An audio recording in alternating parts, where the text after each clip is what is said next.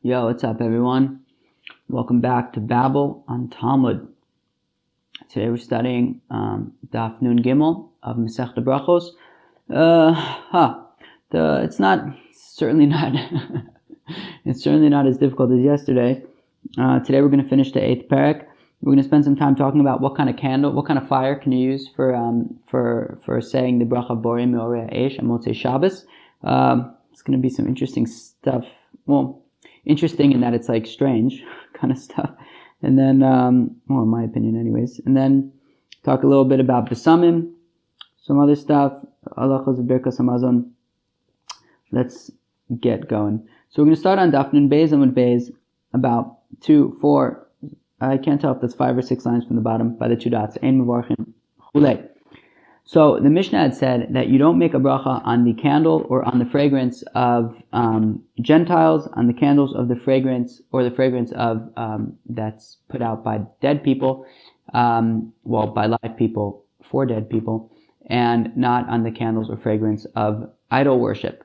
So we're going to delve into that. So Bishlam Ner Mishum Dilo Shavas. Okay, so I understand. So it's funny.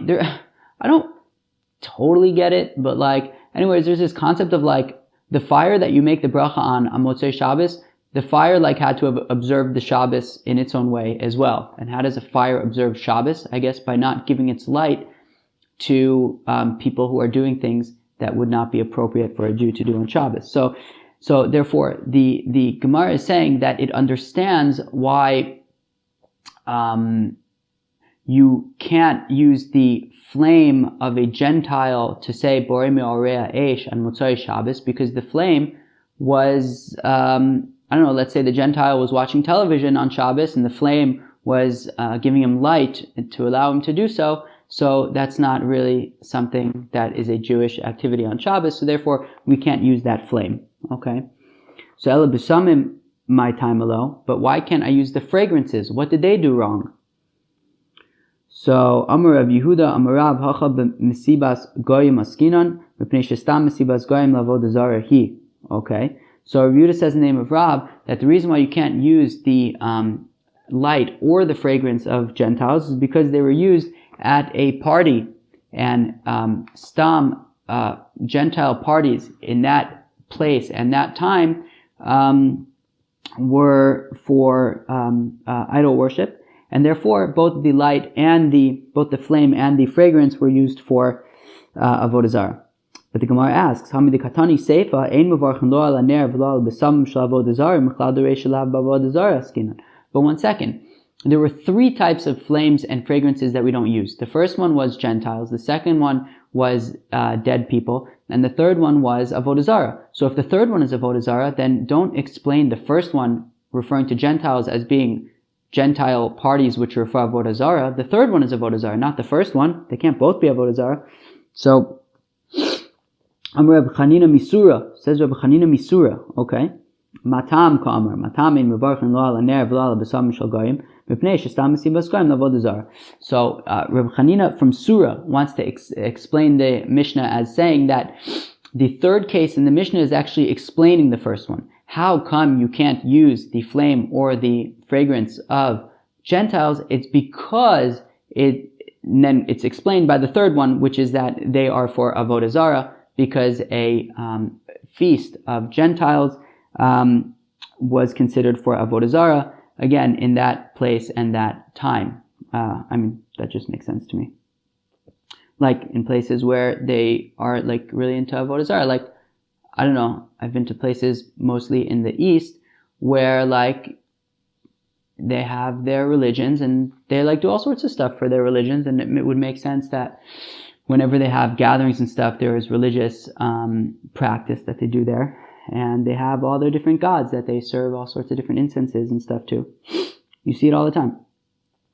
Tana Rabbanan, Or Shavas Mevorchin Alav V'Shelo Shavas Ein Mevorchin Alav. Okay, so the rabbis taught that a light that has rested on Shabbos, you can use for the Borei Meorei Eish on Motzei Shabbos. But if it didn't rest on Shabbos, i.e., it was we're going to explain about that, what that means. But if it didn't rest on Shabbos, then you can't say Borei Meorei Eish on it. Okay, they're very frum flames. My Shabbos or my lo Shabbos. What does it mean that your flame was Shomer Shabbos or your flame was not Shomer Shabbos?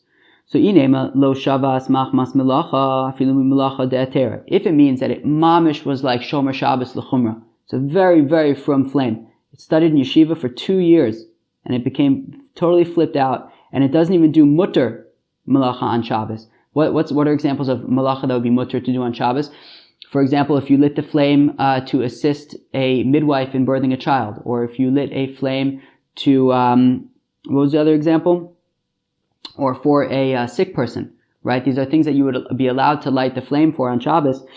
So are we saying that even for those kinds of things, the flame for Havdalah would have had to refrain from? So Ve'atane, but we have a brayso that says, Or shel chayav v'shel cholim mevarchen alav, that a light that was lit for a midwife or for a sick person, you can make a bracha on it. You can say Borei Moria Eish on it at Havdalah. So Rav Nachman bar Yitzchak, my Shabbos sheshavas mechmas meleches avera. Okay, so Rav Nachman bar Yitzchak says that it rested from doing avera kind of melachas. And the interesting thing is, like, let's say for a Gentile to like watch television on Shabbos, it's not an avera. Gentiles don't have a mitzvah of Shabbos. But in any event, we seem to be assuming that that would be problematic on Shabbos. So basically, you need a Shabbos, you need a candle. Let's actually read on for a tiny bit more. We also learn in a brayso, if you had a lantern that was lit all day on Shabbos, i.e., it was lit already from before Shabbos and was just lit throughout Shabbos in the house of a Jew, and they were Shomer Shabbos, and basically, the flame provided light for people to have Shabbos meals, to study Torah, things like that. So that is what you would say Borei Moria Eish on. However, you would not say Borei Moria Eish on, let's say, if you need a fire, so you go next door and you borrow your, non-Jewish next door neighbor's candle, and he was using it to watch to help him while he was watching television. So then you wouldn't want to make a bracha on that candle. Okay. There you go. Well, those are the flames that you use. Now, I have to imagine that most people here probably, when they make Havdalah and they make a fire, they probably just light a match, which is completely acceptable as well. But if you're going to use a flame that was lit all Shabbos, then it should be a flame that wasn't witnessing anything that a Shomer Shabbos Jew would refrain from doing on Shabbos. Tanu Rabbanan, the rabbis taught, Nachu shidlik mi Yisrael, v'Yisrael shidlik mi Nachu mevarchen alav. Okay, so if you have a non-Jew who, right, so, I don't know, let's say you have a non-Jew staying with you for Shabbos, and now it's Motzai Shabbos, you want to make Havdalah, so you send the non-Jew to go to your Jewish neighbor and ask if, that the non-Jew can light a candle for Havdalah from their fire. Or if a Jew went to his next door neighbor and lit a candle from his non-Jewish next door neighbor's fire, so mivorchen alav, no problem. You can use that flame for Havdalah. Okay. Nachri minachri ein mivorchen alav. However, if you would send your non-Jewish friend to go to your non-Jewish next door neighbor to light a candle that you will then use for Havdalah, that would not work. Well, why can't your Gentile friend go to your Gentile neighbor and light a candle, and then you would use that for Havdalah? What's the problem? So mishum de lo shavas, is it because, we're concerned that your Gentile neighbor wasn't keeping Shabbos, and therefore it wouldn't be a ner sheshavas? Well, if that's the case, ihachi yisrael minachri nami halo shavas. But then why would a Jew be allowed to go to his Gentile neighbor and get a flame for Havdalah? It's the same Gentile neighbor, and that flame that you're lighting from didn't, observe the Sabbath. Okay,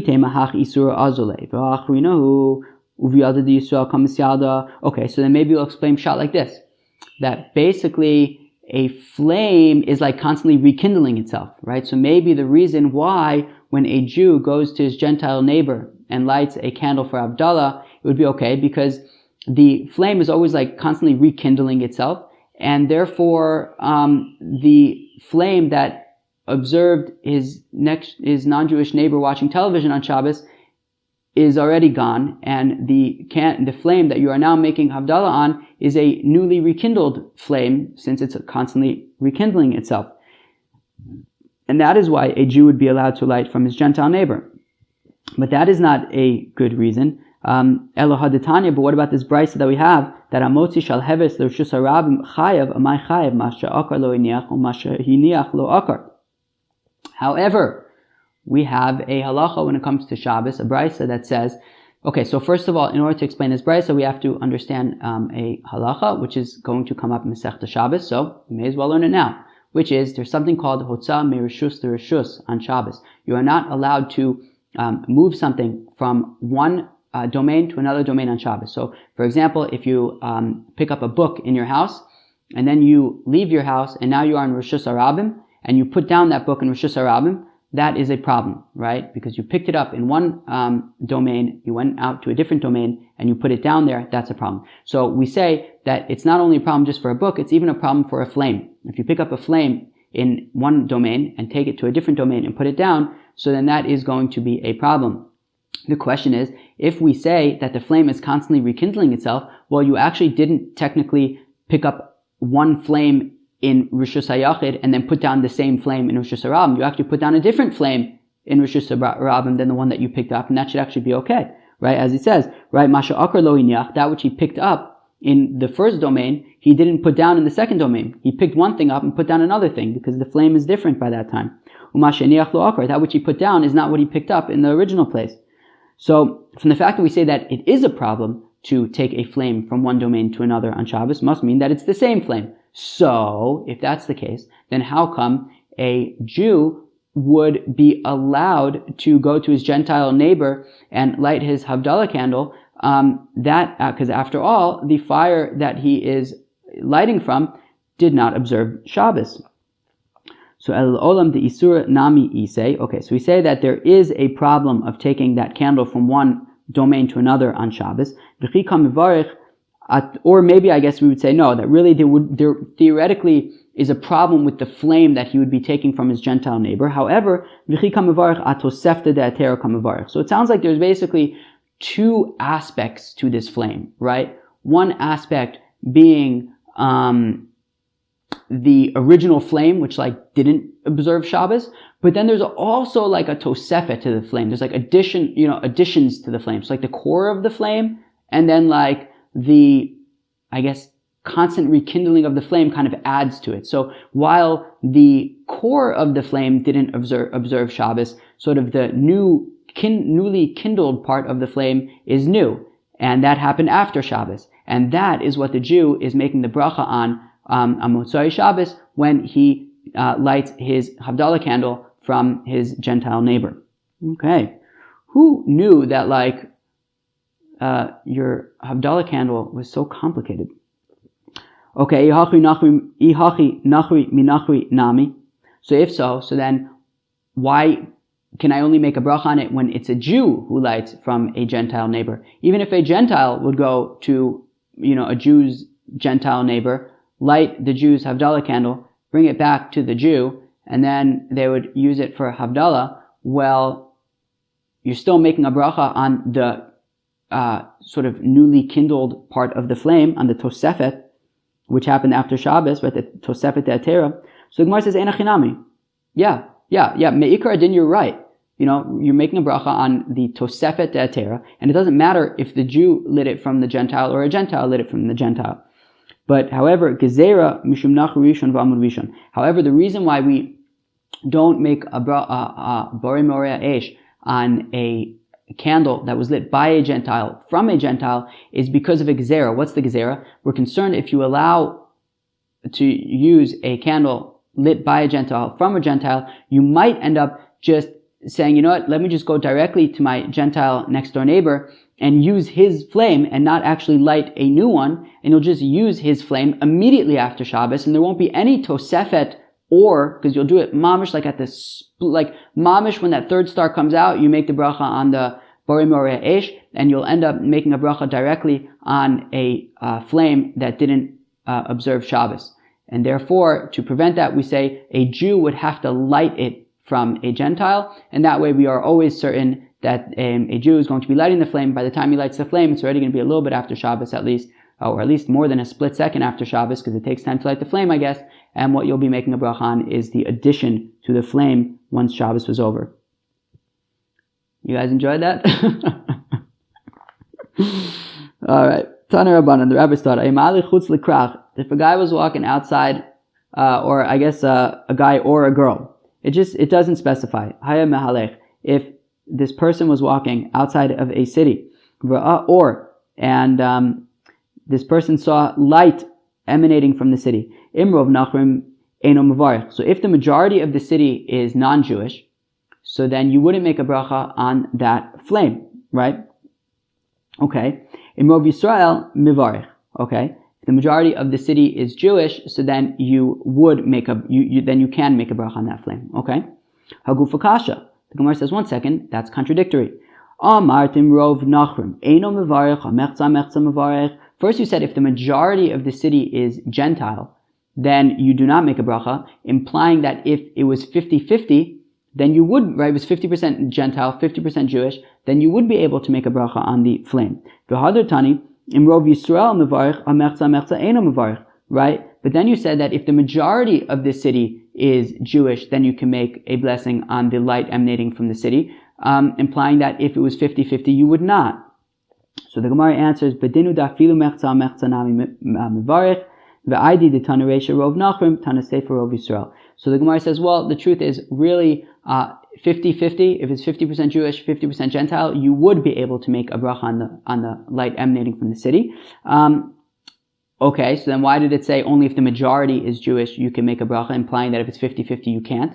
It's because since the beginning of the brisa said that if the majority is non-Jewish, then you wouldn't make a bracha. So it says that if the majority is Jewish, you would make a bracha, but really 50-50, you would be able to make a bracha as well.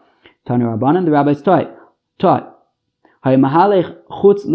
Okay, if somebody was walking outside of a city, and he saw a little itty-bitty baby walking around with a torch. Okay, kids grow up fast outside of the city, I guess. Bodek acharb. So what you do is you check after the kid. Im Yisraelu mevarich, im nachriu eno mevarich. If this little kid is a Jew, so then you could make a bracha on the flame because you can assume that it was lit after Shabbos. If it is a non-Jewish baby walking around with a torch, then you would not make a bracha because it didn't. The flame didn't observe Shabbos, or at least we can't assume that it did. My irya tinok afilu gadonami. What's the deal with the baby? Why is it only a baby that's carrying a torch? Wouldn't it be the same thing for a grown-up? If a grown-up is carrying a torch outside of a city, you check. If he's Jewish, then you can make a bracha. If not, then you don't. So Amar Rav Yehuda Amar Rav hacha b'samach l'shkias hachama askinan. Here it's close to shkias hachama, which is interesting. Why is it saying shkias hachama? Is the implication that shkias hachama would be the end of Shabbos, or maybe I don't know. Maybe it's not because we of course finish Shabbos after Tzeis HaKochavim, after the stars come out. But maybe it's like not exact. Maybe it's not necessarily referring to shkia versus tzeis.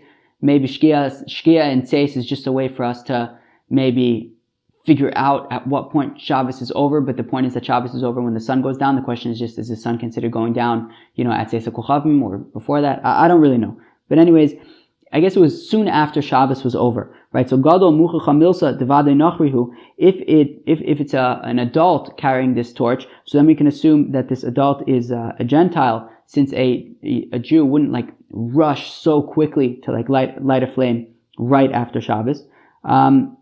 But tinok, if it's a baby, then Emar Yisrael hu akri v'nakid. Then I'll say that no, it actually could be a Jewish baby, and it just happens to be that he's carrying a torch. Who knows what little babies can do? Okay, fine. Okay.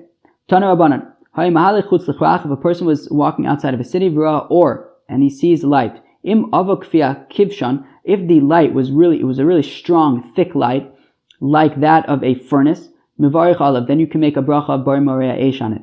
The imlav eno mevarich alav, and if it's not very thick like a furnace, you don't make a bracha. How come? Because when it comes to the light that you say the bracha barim morea eish on, it's light that was created that is meant to produce light. Okay, so if it's a big light, so it's there to give off light for people to be able to see, right? And what does Rashi say? Rashi says ve'ein mevarchin ela al shena aseh la'ir. Right? Rashi says you only make a bracha on a flame that was created in order to give off light. But if it's a small light, then it's probably for cooking, in which case you're not going to make a bracha bor me'orea esh on it. But if it's a big, strong light, then it's for seeing, and then to give light, to give off light, so then you would make a bracha on it.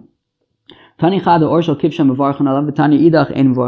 second. We have one brayso that says that the light of a furnace you would make a bracha on. We have another brayso that says that the light of a furnace you would not make a bracha on. It depends if it's at the beginning or at the end.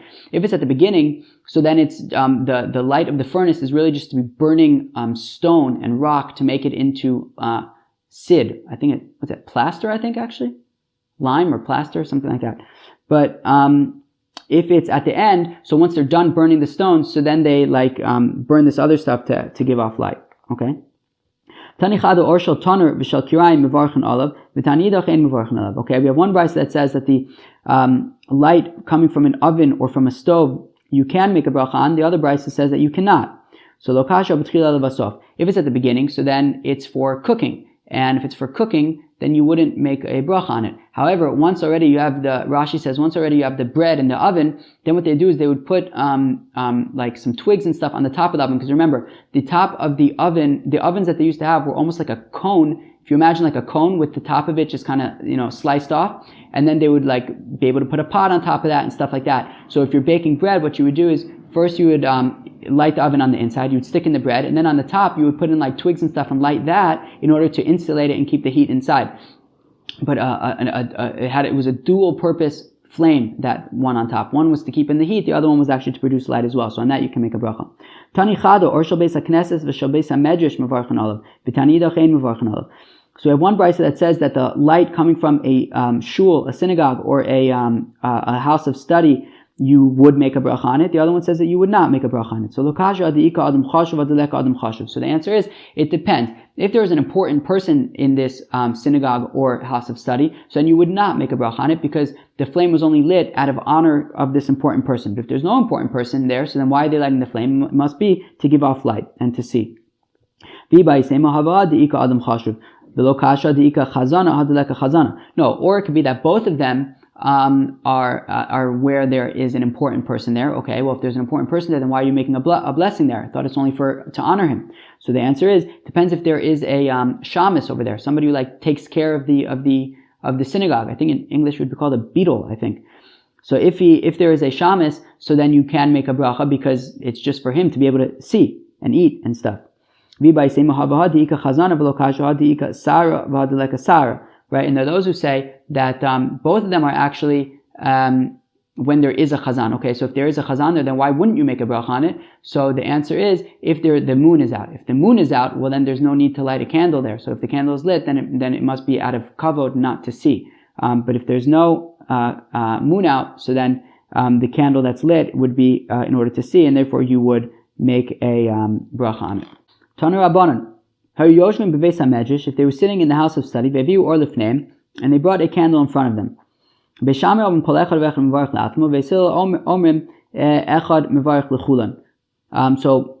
Beis Shammai says that if they bring out the flame and everyone's studying in the house of study, so everyone makes their own blessing on the flame. Of course, it's happening on Motzai Shabbos. Beis Hillel says that one person will make a bracha on the flame, and everybody will say Amen, and then, get benefit from the flame. Mishum Shneimar B'rov Am Hadras Melech, because the pasuk says that the splendor of a king is visible in the when there's a big crowd, right? If the king has a big crowd, then clearly he's an important king. So therefore, if we're making a blessing, better that one person should make a blessing for everybody, and they should all join together in the blessing rather than everybody doing it on their own. So I understand Beis Hillel's opinion because they explained to us their opinion because of B'rov Am Hadras Melech. How come Beis Shammai says that everyone would make their own bracha?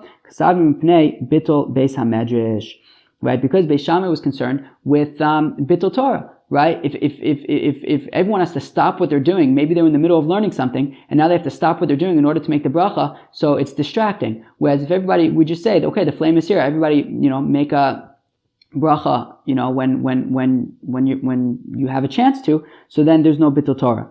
That's Beis Shammai's opinion. Tan Nam Yachi, we also learn in a brayso like this, Shal Beis Rabban Gamliel, that by the Beis Medrash of Rabban Gamliel, Lo Hayu Omim Marpe Beis Medrash. If somebody sneezed in the Beis Medrash by Rabban Gamliel, they would not say Gesundheit. Mipnei bittul beis hamedrash, because it's bittul Torah. Rather, it was accepted that if somebody sneezed, you just carry on learning. Okay, very fancy. We don't make, so the Mishnah said that we don't make a bracha on the candle or on the fragrance of the dead. That's because the candle was only lit out of kavod for the mace, not to give light, and the fragrances are there just, if the mace is going to be, not smell good, so then the fragrances are there just to sort of combat or to counter the smell emanating from the mace, but not, you're not inherently bringing out the besamim because you're interested in smelling it. You're just interested in countering the smell of the mace. Amar Rav Yehuda Amar Rav, kol shemotzin lefanav bayom uvalayla ein mevarchan olav, v'chol she'ein motzin lefanav ela b'layla mevarchan olav. So Rav Yehuda says in the name of Rav that any flame regarding a mace, regarding somebody who died, if it's a person who they would bring out a flame for him, even if it was the daytime out of honor, so then if there's a flame for him at night, you would not make a bracha on it because it's only there for kavod, because they would have brought it out during the day also. But if it's somebody who's only bringing out the candle at night, and it's clearly because they need it in order to see, and then you would make a bracha on it. Amar Rav Huna, b'sam shel beis hakisei v'shemen asu lehaber sazuama ein mevarchin olav. Right, says Rav Huna that any fragrance that they would bring, that somebody would bring with them to the bathroom, right, or oils that a person would put on his hands at the end of the meal to get rid of his dirt, so to clean his hands at the end of the meal. So you don't make a bracha on these things, because these things you're not really bringing them out because you really want to smell something good right now. You're bringing it out for a reason, because your hands are dirty or because the bathroom smells bad. So you don't make a bracha on that.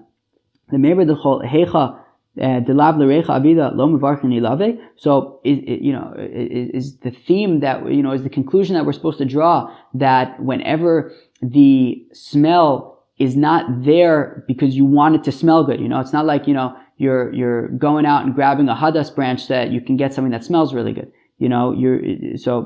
Whenever it's not inherently to smell it, you wouldn't make a bracha on it. Meisve, we have a kasha.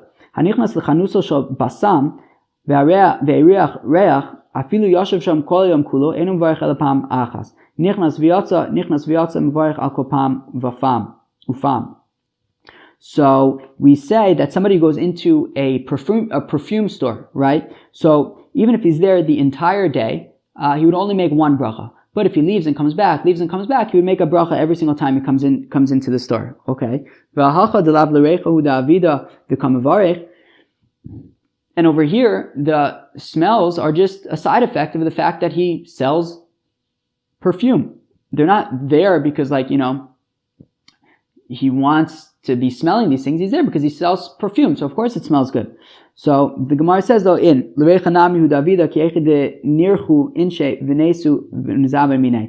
Gemara says no, actually the truth is that the perfume in a perfume store are there in order to smell them, because the owner of the store wants that people should smell the perfume and then come and buy them, right? So they actually are there in order for you to smell them, and therefore that is why you make a bracha on it. However, if you bring a fragrance with you to the bathroom or something like that because the bathroom smells bad, so then you wouldn't make a bracha on that.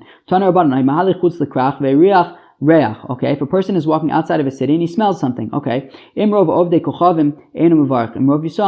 if the majority of the city are idol worshippers, then you wouldn't bless on that smell that you're smelling. But if the majority of the city is Jewish, so then you would make a bracha. Okay, so Rabbi Yossi says that even if the majority of the city was Jewish, you still wouldn't make a bracha on that smell, because Jewish girls burn things for witchcraft. Okay, what? Really? All Jewish girls are just burning stuff for witchcraft? So, rather, no. There are some girls who burn stuff for witchcraft, but there's also other girls who are burning stuff to make their clothing smell good. So, but at the end of the day, you have a majority of the smells coming from Jewish cities are not there because people just want to be smelling something good. They're there for some other reason, to treat their clothing, to do sorts of interesting witchcraft kind of things. Therefore, you wouldn't make a bracha. Okay, weiter. Amar Rabbi Chia bar Abba Amar Rabbi Yochanan Mahalich ba'avish Shabbosos b'Tveria v'Motzoi Shabbosos b'Tzipori v'Riach Riach Einu Mevarach Mipnei Shechizkasu Einu Asui El Legam B'Boas HaKelim. Says Rabbi Chia bar Abba in the name of Rabbi Yochanan that if you walk around in Tveria on Motzoi Shabbos, or if you walk around in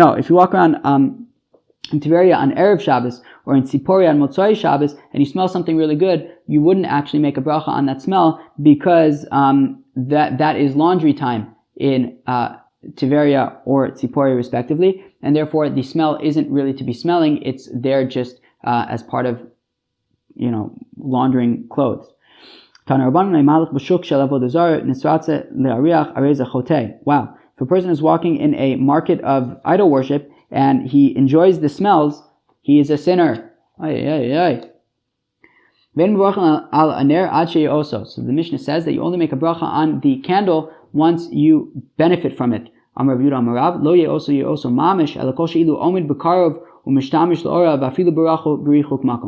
Yudah says in the name of Rav that actually you don't have to actually get benefit from this candle. It just has to be a candle that if somebody were to be close to it, they would be able to get benefit from it, even if you happen to be far away. So if you have just like a regular Havdalah candle or something, and somebody who's standing next to it would be able to get benefit from it, so then you can make a bracha on it even if you happen to be far away, as long as you see it. V'chein amar Rav Ashi, b'richuk makom shaninu. So, not shanini, shaninu. Some people would say shanini, I guess. Depends where you live or what your background is. Anyways, so it says Rav Ashi, the same thing, that if you're far away, you could still make a bracha on that flame. Meisvei, we have a kasha. Haiselo ner tmuna b'cheiko, o b'panas, o shara shaleves, v'lo nishtamish l'ora, o nishtamish l'ora, v'lo ra shaleves, einu mavarech. Right? So, however, we have a brayso that says that if he had somehow a candle hidden in his pocket or something, I don't know what that means. How would you hide a lit candle in your pocket? O b'panas, or in some kind of dimmed lantern. So basically you see light emanating, but you don't actually see the flame. Or you saw a flame, but were unable to use its light. Or you were able to use the light, but you didn't see the flame. Then you don't make a bracha. You have to see a flame and use it. So I understand how you can use a flame even though you don't see it. For example, if you have if you imagine the outside of a house and it has four corners and you're on one side of the house and you see light coming from let's say the adjacent corner of the house, you don't actually see the flame, but you see light emanating, so it's on the 90-degree angle wall that you can't see. Let's say you're on the right side of the house and there's a wall that's on a 90-degree angle going towards the left, or the northern side. In other words, let's say you're on the eastern side of the house, and from the northern side you kind of see light coming, but you don't actually see the flame. Okay.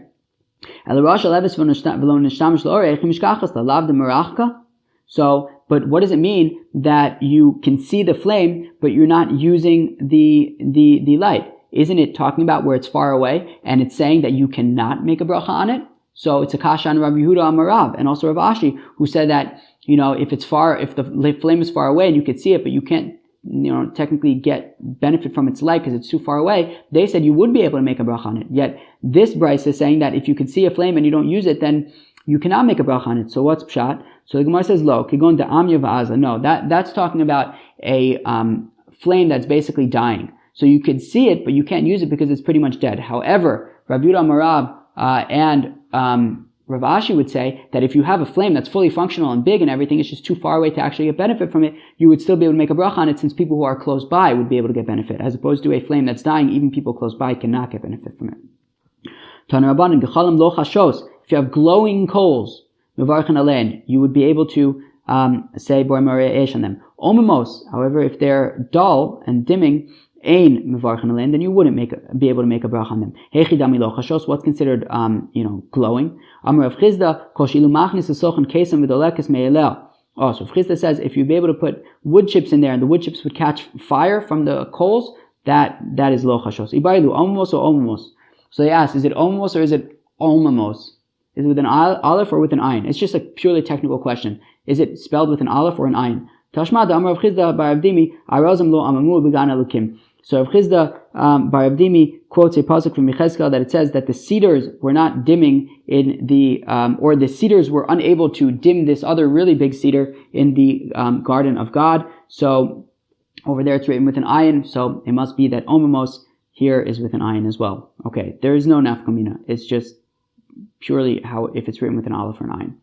Rava Amar Ye also mamish. Rava argues on Rav Yehuda Amar Rav and Rav Ashi, and he says no, you actually have to really get benefit from this flame. You can't just be far away and see it. V'chama so how much benefit, how much light do you have to be able to receive from this flame in order to make a bracha on it? So there has to be the flame has to be producing enough light that you can tell the difference between these two kinds of coins, an isar and a pundion. Chizkiah says that it has to produce enough light so that you could tell the difference between a certain weight that they would use in Tiveria versus a weight that they would use in Tzipori. Okay.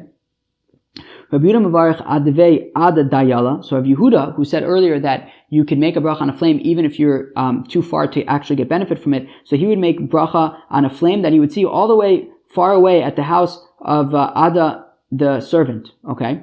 Rav Mevarich Advei Guria Bar Chama. Whereas Rava would only make a bracha on a flame that was as far as Beguria Bar Chama, the house of Guria Bar Chama, which apparently wasn't too far away. Abaye Mevarich Adavei Bar Avua. Abaye would make a bracha on a flame at Bar Avua's house, but we don't really know how far Bar Avua's house was from Abaye's house. Teku, I guess.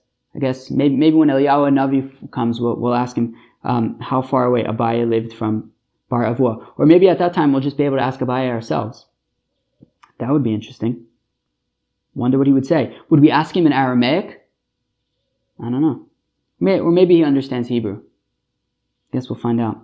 Amar Rav Yehuda Amar Rav, Ein mechazin al haor kederech shemechazim al mitzvos. So Rav Yehuda says in the name of Rav, you don't have to go crazy to find a candle on Motzei Shabbos. If you don't have a candle, so then you're just not going to say Borei Me'orei Eish.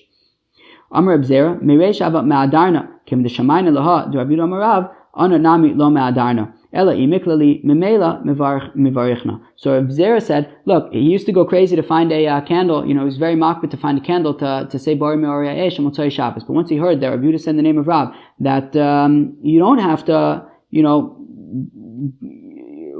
search around everywhere to find a flame to say a bracha on Motzei Shabbos. So then Reb Zera said that once he heard that, so if he has a flame, so he says Borei Me'orei Eish. If he doesn't have a flame, guess what? He doesn't. Misha achal v'chulei.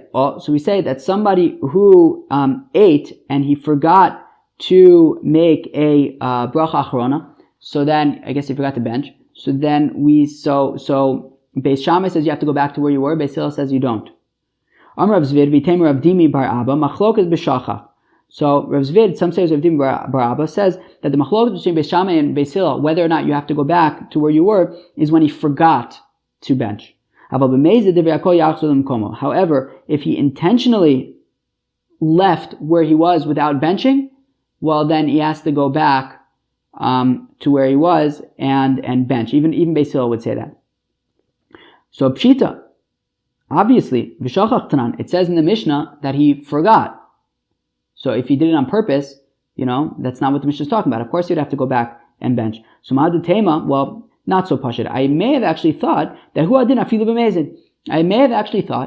even if he intentionally left where he was without benching, Beis Hillel would say he could just bench wherever he is. And so then why does it say that he forgot if it's even when he did it on purpose? He would be able to pray he would be able to bench wherever he is according to Beis Hillel.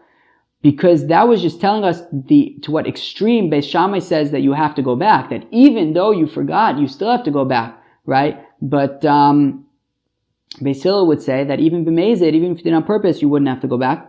Kamash Malan, that is what Rav Zvid and some say Rav Dimi bar Abba, that is what he is teaching. That no, the machlokas is only when he forgot, not when he did it on purpose. If he did it on purpose, then Beis Hillel would say that he would have to go back to bench. Tanya, We learn in a brayso. Amrulai Beis Hillel Beis Shammai. So Beis Hillel said to Beis Shammai, according to you guys, Beis Shammai, that you have to go back even if you made a mistake. So Beis Hillel says to Beis Shammai, you guys are being a little extreme, right? You forgot to bench. You're going to make him go all the way back. What if he was all the way at the top of a very, very tall building, and that's where he ate? There was a restaurant, at the top of a very tall building, and there were no elevators. He mamish had to climb all the way up the stairs to get to that restaurant.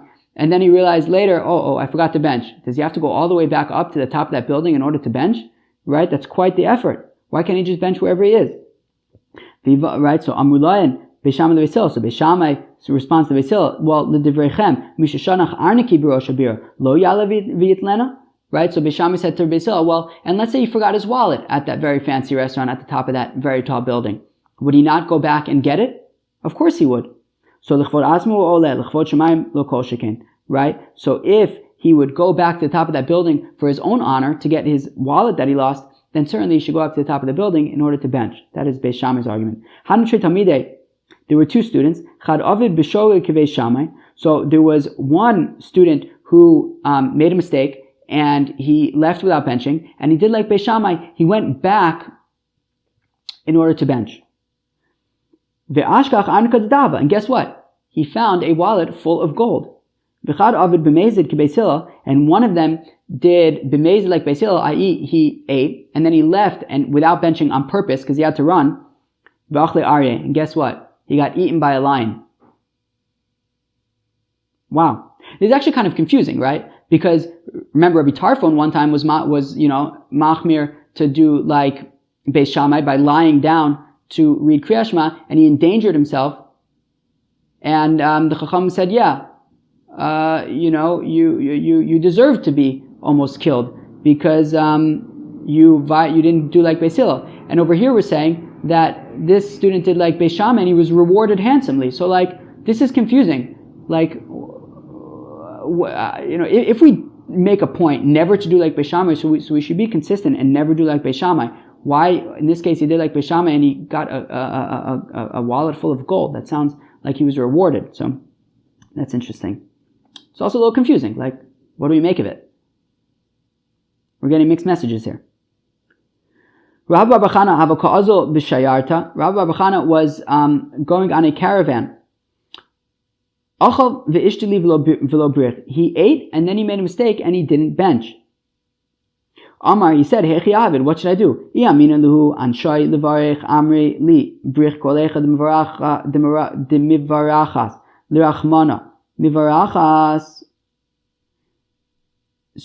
he said, what should I do? If I tell them, I forgot to bench, they're going to say, just bench. You could bench to God. You could bench to God wherever you are, right?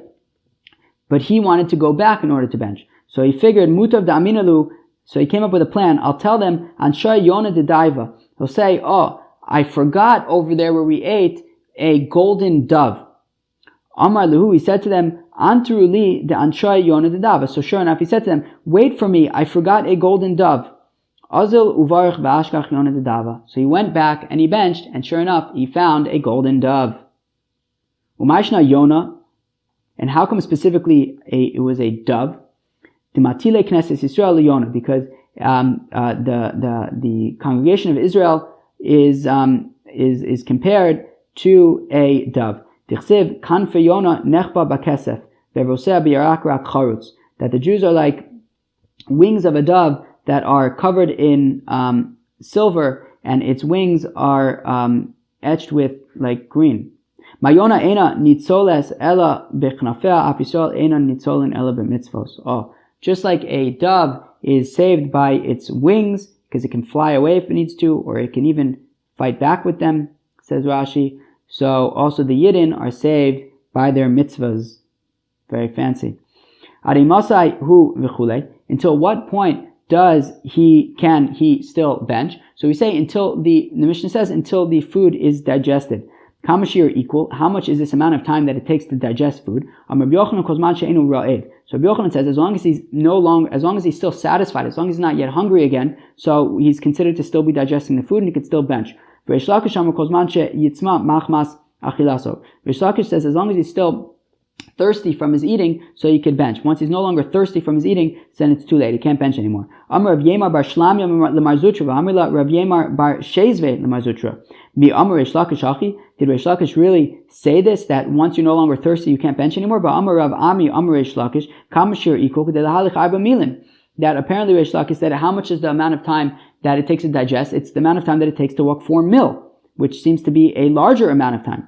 Lokasha kam bachilim ruba kam bachilim mu'etes. So my answer is, it's no problem. It depends. If he ate a lot, so then it will take the amount of time to walk 4 meals to digest it. If he didn't eat that much, so then, just once you're no longer thirsty, then you can assume that the food has already been digested. Says the Gemara, Bolem yain v'chulei v'onin amin v'chulei. So the Mishnah had said that basically they said that if you hear just the end of a bracha, just part of a bracha from a Jew, so you could say Amen, but from a Kuti you can't, because maybe he was blessing to the Mount of Grizim, to the mountain of Grizim. Okay, so remember the Yisrael Afal Gab Dilo Shama Kula Bracha One. Is that to say that a Jew, if you heard basically just the end of the bracha from a Jew, you could say Amen and be Yotze the bracha? So the assumption seems to be right. The assumption seems to be, I think, that you're listening to somebody bench for you. Somebody's being motzi you in the benching. And therefore, you're saying that even if you just hear Hazana Sakol and you didn't hear Baruch to Hashem, you could just say Amen and be Yotze with that person's benching. But if you didn't hear the whole bracha, then how can you be Yotze? You have to hear the entire bracha if somebody's going to be motzi you for the bracha. So Chia Bar Rav says, no, it's talking about when a person didn't eat with them. He's just there and he hears Hazana Sakol, he could say Amen. He doesn't have to hear Baruch Atah Hashem. Rav Nachman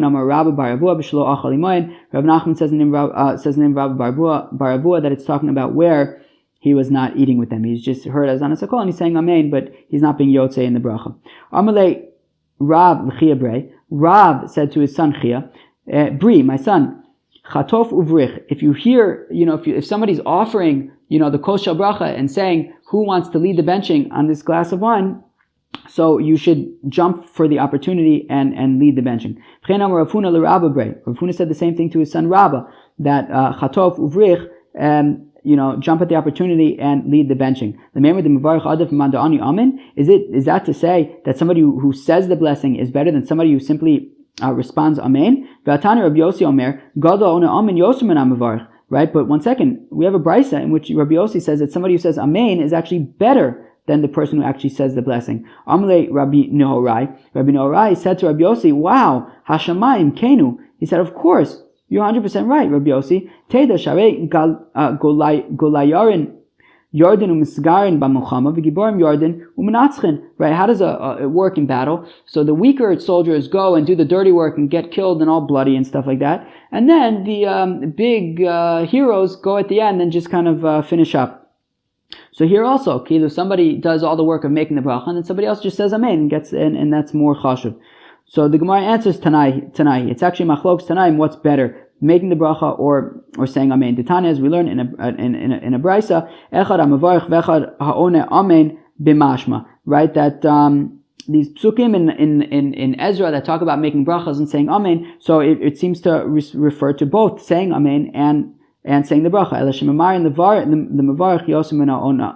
However, we give a little bit more sachar, or we're quicker to give reward to the person who says the bracha before the person who says Amen, which implies that it's actually better to say the bracha. So that is why Rav and Rav Huna were advising their children to jump at the opportunity to make the bracha. However, Rabbi Yossi seems to say that it's more fancy to just say Amen. Okay. So Shmuel asked an interesting question from Rav. So what if you're teaching children how to make a bracha? Do you say Amen? So Amarle, so Rav said to Shmuel,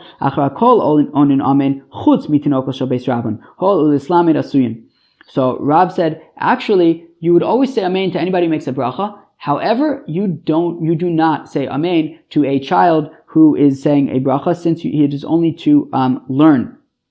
Right? However, that is only as long as they are not reciting the Haftorah, right? The Haftorah in Shul, the Haftorah after, when you read from the Navi after landing on Shabbos, that is allowed to be said by a child. So if a child is reading the Haftorah, so then you could say Amen to his bracha, right?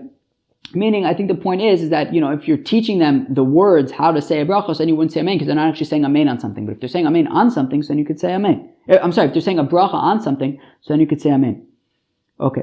Tana Rabbanan, Shemen Ma'akev V'Sabracha, Divrei Rabbi Zilai. So Rabbi Zilai says that the oil that they would bring at the end of the meal, that people would rub on their hands in order to make their hands smell good, so then you would wait for the oil before benching. Rabbi Zivai Omer, Eino Ma'akev. Rabbi Zivai says that you don't need to wait for the oil. But you could bench even without the oil. Okay. Rabbi Acha Omer, Shemen Tov Ma'akev. Rabbi Acha says that good oil is going to hold up the benching. Rabbi Zohamai Omer, whereas Rabbi Zohamai says, Kshem Shem Mizuam Pasul Avoda Kach Yodayim Mizuhamos Pesulos Livracha. Just like somebody who's dirty wouldn't be able to do the avoda in the base of Mikdash. Also, if your hands are dirty, then you cannot bench. Amar of Nachman Bar Yitzchak, Ana lo zilai v'lo zivai v'lo zuamai yadaina. Nachman basically says, look, I don't know about the zilai guy, I don't know about the zivai guy, and I don't know about the zoamai guy. But I do know about a brisa. To Amar Rav Yudah Amar Rav v'Amar Lav Masnisa Tana, said Rav Yudah in the name of Rav, some say it was Taka brisa, V'skadishtem. Right, the pasuk says "V'skadishtem v'yisem kadoshim ki kadosh ani Hashem Elokechem." Right, so we learn out "V'skadishtem elu mayim rishonim." Okay, "V'skadishtem" is washing your hands before the meal. That's interesting. "V'yisem kadoshim elu mayim achronim." That's to have mayim achronim afterwards. Ki kadosh zeh shemen.